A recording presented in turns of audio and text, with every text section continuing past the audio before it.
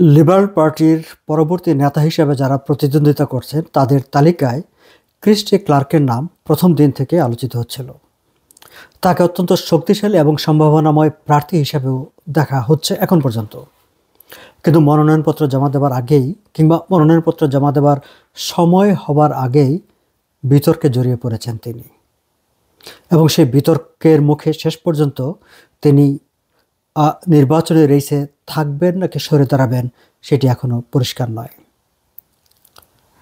এরই মাঝখানে খবর বেরোয় ক্রিস্টি ক্লার্ক কোনো একটা সময় ফেডারেল কনজারভেটিভ পার্টির সদস্যপদ নিয়েছিলেন এবং তিনি বেশ টানা কয়েক বছর 2022-23 টানা 2 বছর ফেডারেল কনজারভেটিভ পার্টির মেম্বার ছিলেন। লিবারেল পার্টির যিনি নেতৃত্ব দিবেন কিংবা লিবারেল পার্টির নেতা হিসেবে দল বিজয়ী হলে যিনি দেশের প্রধানমন্ত্রী হবেন, তিনি এর আগে একেবারে নিকট অতীতে অন্য কোনো রাজনৈতিক দলের সক্রিয় সদস্য ছিলেন, এটি বেমানান। কিন্তু খবর বেরোবার সঙ্গে সঙ্গেই ক্রিস্টি ক্লার্ক যেটি করলেন, তিনি অস্বীকার করে বসলেন। তিনি বললেন যে তিনি কখনোই লিবারেল পার্টি কনজারভেটিভ পার্টির সক্রিয় সদস্য ছিলেন না। সিবিসি টেলিভিশন, সিবিসি রেডিও এই বিষয়টি আরও একটু খতিয়ে দেখার চেষ্টা করে, খতিয়ে দেখার সিদ্ধান্ত নেয়। কনজারভেটিভ পার্টির সঙ্গে যোগাযোগ করা হলে কনজারভেটিভ পার্টির পক্ষ থেকে বলা হয় যে তিনি 2022 সালে এবং 2023 সালে কনজারভেটিভ পার্টির সদস্য ছিলেন এবং 2022 সালের কনজারভেটিভ পার্টির নেতা নির্বাচনের সময় তিনি বর্তমান যে কনজারভেটিভ পার্টির নেতা পিয়ারে পলিয়েভ, তার সঙ্গে যিনি প্রতিদ্বন্দ্বিতা করছিলেন সেই সময়টায় জিন ক্যারেস্ট, তিনি জিন ক্যারেস্টকে এন্ডোর্স করেছিলেন, তাকে সমর্থন দিয়েছিলেন। কিন্তু ক্রিস্টি ক্লার্ক তার আগের অবস্থানে অনড় থাকেন। তিনি বলেন যে আমি কখনোই কোনো সদস্যপদ নেইনি কিংবা কোথাও কোনো ভোট দেয়নি, আমার কাছে কোনো ব্যালট পাঠানো হয়নি কিংবা আমার কাছে কোনো সদস্যপদ নেই। যদি তাদের কাছে একরকম প্রমাণ থাকে যে আমি সদস্যপদ নিয়েছিলাম, তাদের মেম্বারশিপ তালিকায় আমার নাম থাকে, তাহলে তারা সেটি প্রকাশ করুক। ক্রিস্টি ক্লার্কের এই চ্যালেঞ্জে কনজারভেটিভ পার্টি সাড়া দেয়। তারা তাদের মেম্বারশিপ তালিকার স্ক্রিনশট প্রকাশ করে, যেখানে দেখা যায় পরপর 2 বছর ক্রিস্টি ক্লার্ক কনজারভেটিভ পার্টির মেম্বার ছিলেন।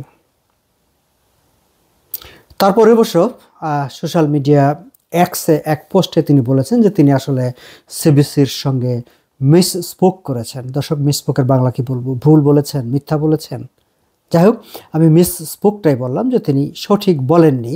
অর্থাৎ এবার তিনি স্বীকার করছেন যে তিনি পিয়ারে পলিয়েভকে ঠেকানোর জন্য তার যে প্রতিদ্বন্দ্বী প্রার্থী সেই সময় জিন ক্যারেস্ট, যিনি কনজারভেটিভ পার্টির লিডার হিসাবে প্রতিদ্বন্দ্বিতা করছিলেন, তিনি তাকে এন্ডোর্স করেছিলেন। যাই হোক, কিন্তু কনজারভেটিভ পার্টি স্ক্রিনশট দিয়ে দাবি করেছে যে তিনি এন্ডোর্স করেছিলেন এবং তিনি সদস্যপদ নিয়েছিলেন এবং পরপর 2 বছর তিনি কনজারভেটিভ পার্টির সদস্য ছিলেন। যাই হোক, কনজারভেটিভ পার্টির সদস্য অন্য কোনো রাজনৈতিক দলের সদস্য থাকলে তিনি প্রার্থী হতে পারবেন না, এমন কোনো বিধান নির্বাচনী যে আচরণবিধি করা হয়েছে সেখানে নেই।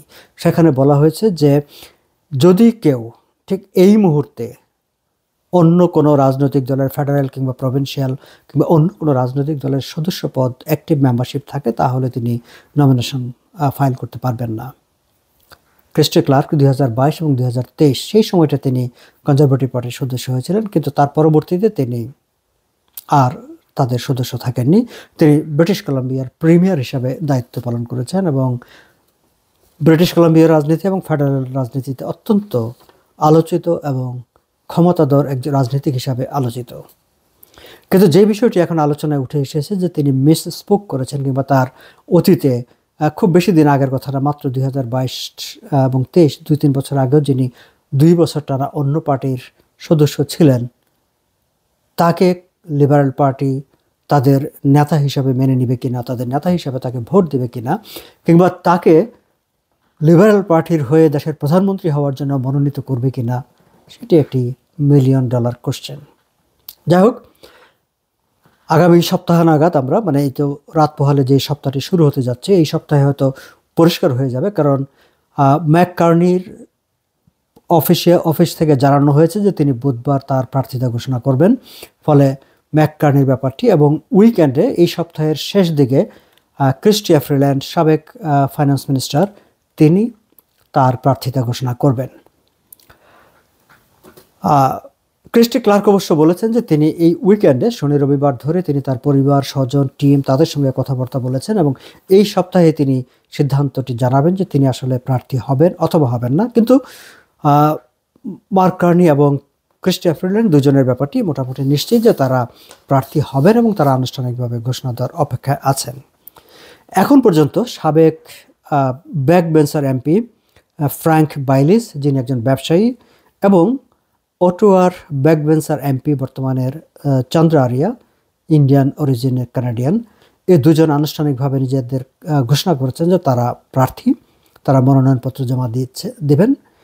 এর বাইরে হাউস লিডার, লিবারেল পার্টির সংসদ নেতা কারিনা গোল্ড, তার নামও এখন নতুন করে আলোচনায় এসেছে যে একজন সম্ভাবনাময় এবং শক্তিশালী প্রার্থী হিসাবে। যাই হোক, আমরা এই সপ্তাহে নিশ্চিত হয়ে যাব লিবারেল পার্টির নেতা হিসাবে মূল প্রতিদ্বন্দ্বিতায় কারা কারা থাকছেন।